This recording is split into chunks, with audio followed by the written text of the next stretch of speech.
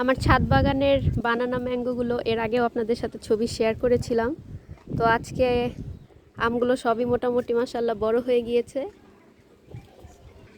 তো এখন আজকে আমরা সবগুলো আমি পেড়ে ফেলবো। এখানে অনেকগুলো আম হয়েছে মাশাআল্লাহ, দেখতে পাচ্ছেন।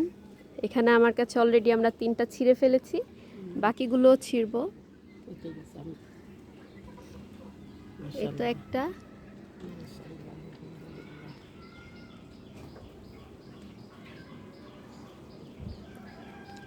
আরো একটা ছিঁড়বো এখন আমরা।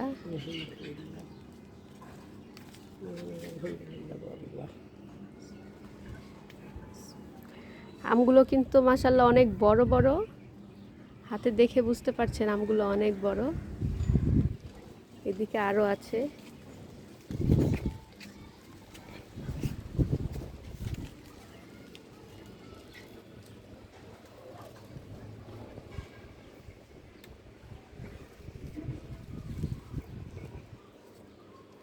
আমগুলো এখানে মনে হয় 2-3 কেজির উপরে হয়ে গিয়েছে, আমি হাতে ধরে রাখতে পারছি না, এত ওজন হয়ে গিয়েছে আমে। তো এই তো এখানে দেখতে পাচ্ছেন, বাহ, একটা আম পড়েই গেল নিচে, অনেক হেভি হয়ে গিয়েছে। এখানে টোটাল হচ্ছে 6টা আম আছে, আর গাছে এখন আরো বেশ কয়েকটি আম আছে।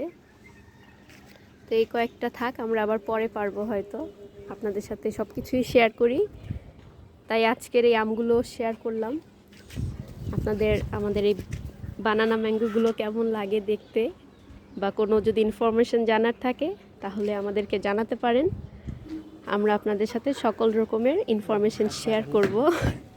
আম সব গড়িয়ে গড়িয়ে পড়েই যাচ্ছে, এত হেভি আমগুলো। খুবই ঠিক আছে, সবাই ভালো থাকবেন, দেখা হবে আবার নতুন কোনো ভিডিও নিয়ে। আল্লাহ হাফেজ।